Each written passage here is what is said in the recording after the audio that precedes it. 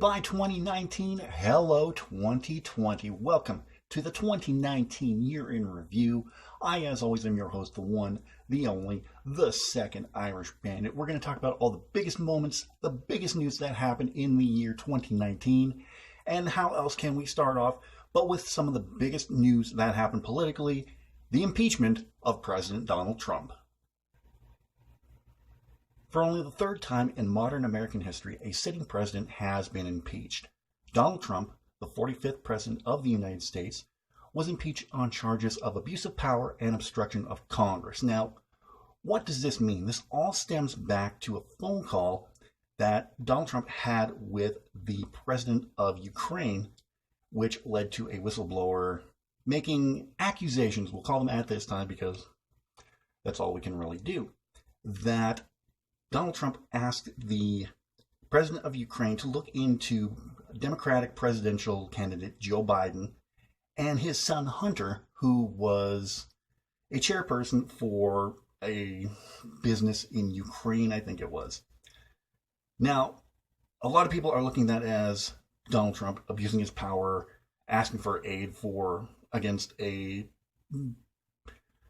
possible opponent in the 2020 election.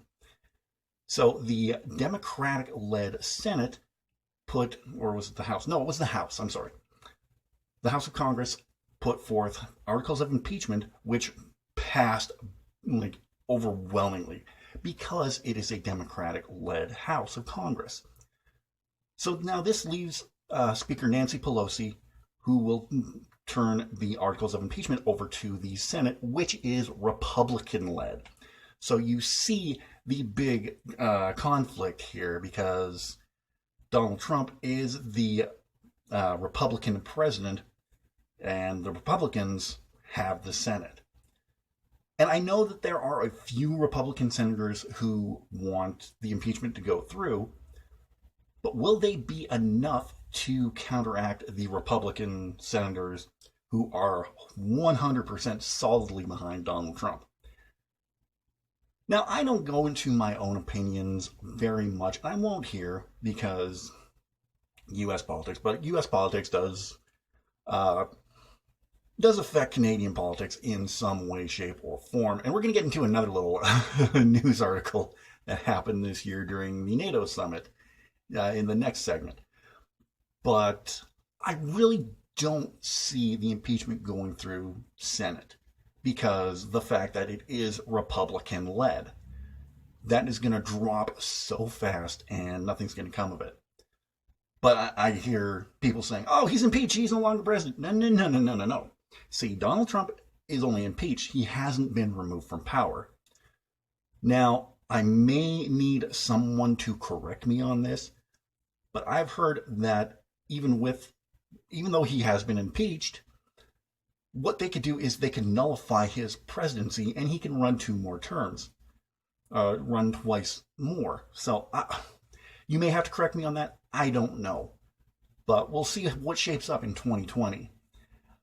Now, I talked about this earlier, but we saw the Canadian Prime Minister Justin Trudeau, again, I'm not going to get too much into my opinion, kind of verbally put Donald Trump on blast during the NATO summit. It was pretty interesting that a guy who you don't really see as, I equate him to the school geek where Donald Trump is the schoolyard bully. You don't usually see the school geek take down the bully so fast, and because of the candid comments that Justin Trudeau made at the NATO summit, Trump went home. He got so embarrassed, he went home. Well, that's the story that I've heard. Of course, Republican conservatives are going to be like, oh, no, he went home. He went back to the United States for other reasons. No, I think he went home because Justin Trudeau put a verbal smackdown on him, and he went home. He was too embarrassed. Again, I'm not going to get into my own opinions here, but I just thought that was kind of funny to throw that out. Sticking with Canadian politics, the Liberal Party of Canada wins minority government. This past October saw the Canadian national election, which I was a part of, a federal election, I should say, to determine who would run the country for the next 4 years. Justin Trudeau and the Liberal Party, not Conservatives, Liberal Party won a minority government. What this means in Canadian politics is that to get a majority government, you need over, I believe it's 270 chairs. And the Liberal Party fell short of that, with the Conservative Party getting just more than they did in the 2016 election. It wasn't close, but now Justin Trudeau and the Liberals need like the majority of the Senate to pass any new laws. They just can't pass them outright because they don't have that majority. So it is going to be by a party-by-party basis of what they want and if it coincides with each other's agenda, so to speak.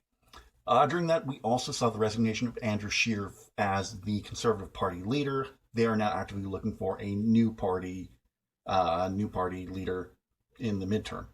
Now, what I've heard is that no minority government has lasted 2 years in Canadian politics. So the next 2 years in Canada are shaping up to be something very, very interesting. 2019 saw the launch of Disney Plus, the quote-unquote Netflix killer. On its debut in November, Disney Plus had over 10 million people signing up, myself being one of them, to enjoy their content, be it classic movies like Pete's Dragon, Robin Hood, Sleeping Beauty, Cinderella, Snow White, all the classics, to first-run series including the mega hit The Mandalorian, which also spawned the most meme-worthy character of the year, that being the child, aka Baby Yoda. If you do not see any memes of Baby Yoda, then you must be living under a rock, because he was everywhere. And he's super cute, too. I gotta admit that one. But yes, Baby Yoda memes popping up everywhere. I don't get where all the, how do they put it? When you're going downstairs at 2 a.m. to get a snacky snack, or when you want chalky milk and chicky nuggies. I don't know where that all came from, because honestly, I haven't seen The Mandalorian yet. I might do a second video about my 2019, and I'm going to talk about what happened when I tried to sign up for Disney Plus. That was a colossal poop show, so to speak. But of what I viewed of Disney Plus, I like the service myself. There were a few things that could be changed, that could be fixed, but other than that, I think they have a good selection.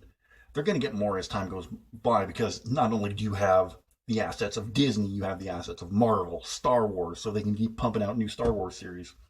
I think there's also going to be an Obi-Wan Kenobi series coming soon. I think Ewan McGregor let that slip. So, like I said, Disney, Star Wars, Marvel. You now have back properties from Fox. They've already started putting the old X-Men movies on Disney Plus. You have like the Disney afternoon lineup: Darkwing Duck, DuckTales, Care Bears. Nope, that's not them. Gummy Bears, Gargoyles, one of my favorite series. You even have the old Marvel X-Men and Spider-Man series to watch.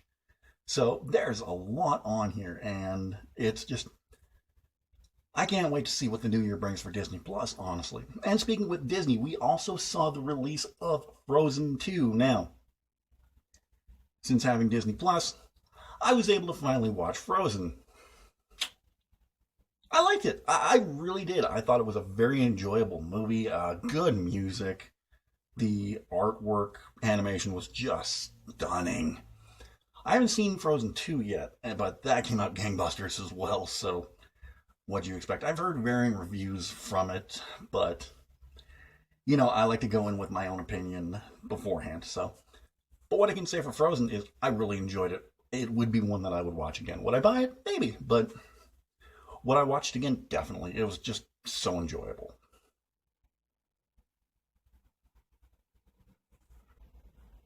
And finally comes the saddest part of the 2019 year in review, or any year in review that I've done, saying goodbye to those we lost in 2019. Now, unlike most years, this isn't a huge list, but we did have some noticeable losses. Some that I didn't get around to in the video include Beth Chapman, the wife of Dog the Bounty Hunter, Dwayne Chapman, wrestling personalities such as Mean Gene Okerlund, Ashley Massaro, just so many. And for the first time this year, I've also included a couple notable internet meme animals who've unfortunately passed away. So we say goodbye to the following.